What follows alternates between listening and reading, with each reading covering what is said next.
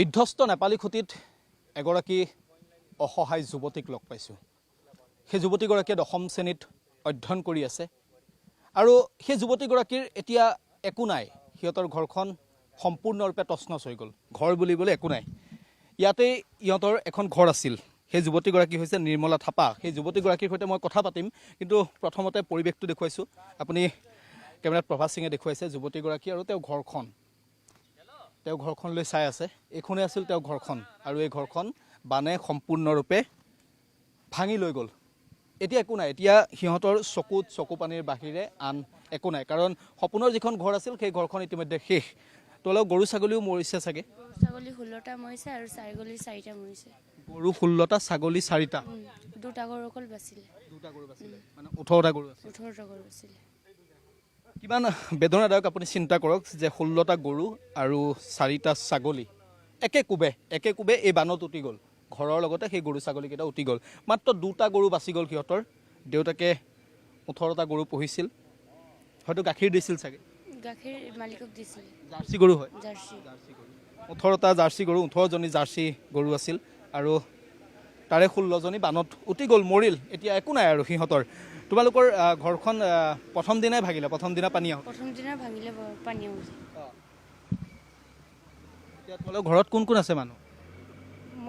মই আৰু দেউতা আৰু ভনী, বায়েতি চব বেয়া হৈ গ'ল।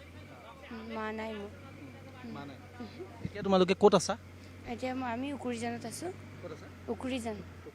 উকুৰিজানত কোন আছে? কেনেকৈ ৰাস্তাৰ ওচৰত? ৰাস্তাৰ ওচৰত নহয়, এটা ৰুম লৈছে বায়েতি, তাতে আছোঁ। এতিয়া তোমালোকৰ ঘৰটো কোনটো আছিল মোক অলপ দেখুৱাই দিয়চোন। এই যিটো পকা ঘৰ যে অলপ ওলাই আছে, এতিয়া ঘৰটোতো চব ভাগি গ'ল। ভাঙি গ'ল। এতিয়া ঘৰটোত বস্তু কি কি আছে? কিবা থাকিল নে নাই? আছে বস্তুবোৰ।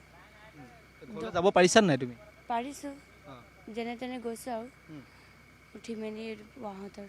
এতিয়া তোমালোকে কি কি খাই আছা? ভাত পানী খাই আছোঁ। কষ্ট বহুত হৈছে ন তোমালোকৰ? বহুত কষ্ট হৈছে। আমি মেৰাবিল নৱজাগৰণ যুৱক সংঘ ওদালগুৰি ডিষ্ট্ৰিক্টৰ পৰা আহিছোঁ। আমি এইখিনি এলেকাৰ এয়া হৈছে মানৱীয়তা। আমাৰ বাতৰি কৰি থকাৰ মাজতে কেইজনমান ব্যক্তি আহিছে, তেওঁলোকে আৰু দুখৰ সময়ত তোমালোকৰ নগণ্য এটা কিবা এটা আৰ্থিক অনুদান আমি আগবঢ়ালোঁ। এইটো লৈ লোৱা, তোমাৰ মানে এই ঘৰখন বনাবলৈ কিছু হ'লেও সামান্য এটা আমি আংশিকভাৱে এই টকাখিনি তোমাক দিলোঁ। খুব ভাল পদক্ষেপ। আমি বাতৰি কৰি থকাৰ মাজতে, এই নিৰ্মলা থাপাৰ সৈতে কথা পাতি থকাৰ মাজতে কেইজনমান বিশেষ ব্যক্তি তেওঁলোকে আগবাঢ়ি আহিল। দাদা, আপোনালোক ক'ৰ পৰা আহিছে? ওদালগুৰি ডিষ্ট্ৰিক্ট মেৰাবিল নৱজাগৰণ যুৱক সংঘ।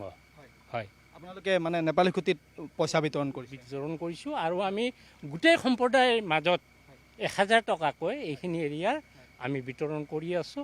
আমাৰ চুবাৰ পৰা নৱজাগৰণ যুৱক সংঘৰ উদ্যোগত এইখিনি কাম আমি কৰি আছোঁ।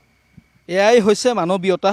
আৰু নেপালী খুঁটিলৈ অহাটো বৰ কষ্ট, মই কৈছোঁৱেই, বৰ কষ্ট ন দাদা ইয়ালৈ অহাটো। এতিয়া নিশ্চয় কষ্ট, বহুত কষ্ট। আপুনি দুৰ্গন্ধ বুলি মই ক'ব লাগিব, কাৰণ ইয়াত আপুনি পশুধন সকলো উটি গ'ল।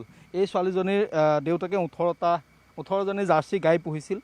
সেই জাৰ্চি গাইৰ পৰা গাখীৰ উৎপাদন হৈছিল আৰু সেয়া বিক্ৰী কৰি তেওঁলোকৰ পৰিয়ালটো চলিছিল। তেনেকৈয়ে চলিছিল পৰিয়াল তেনেকৈয়ে চলিছিলে।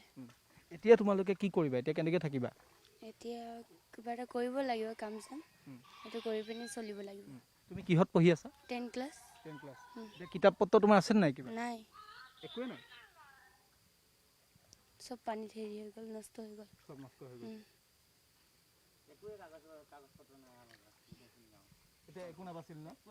মানুহ যেনে তেনে বাচিছোঁ আৰু আমি মানুহ যেনে তেনে বাচি পিনি আমি মানুহ আৰু বচাইছোঁ আৰু যিখিনি মানুহ আমি আছোঁ। নহ'লে বাকী একো কাগজ পত্ৰ হওক যি হওক কিবা এটা বচাবলৈ আমাৰ কাগজ পত্ৰ মেইন হয়, মানুহ বচাব লাগে। মানুহ কেনেকুৱাকৈ বাচি থাকিলে কাগজ পত্ৰ অট'মেটিক চৰকাৰে যেনে হ'লেও বনাই দিব আমাক। সেইটো কাৰণে আমি আৰু মানুহ বচাই পিনে। মানুহ ইয়াত কিমানজন ঢুকাল এতিয়ালৈকে দাদা? এতিয়ালৈকে আমাৰ গাঁৱত 8-9জন মান ঢুকাইছে। ইয়াত এজন আছে, প্ৰথমজন আছে আমাৰ চিনি পোৱা কৃষ্ণ কৰ্মকাৰ হয়, তেওঁ ঢুকাইছে। মানে এই অঞ্চলটো, গোটেই অঞ্চলটো এক প্ৰকাৰ শেষ। মানে নেপালী খুঁটিৰ যিটো পৰিচয় আছিল সেই পৰিচয়টো আপোনালোকৰ এক প্ৰকাৰ শেষ হৈ গৈছে।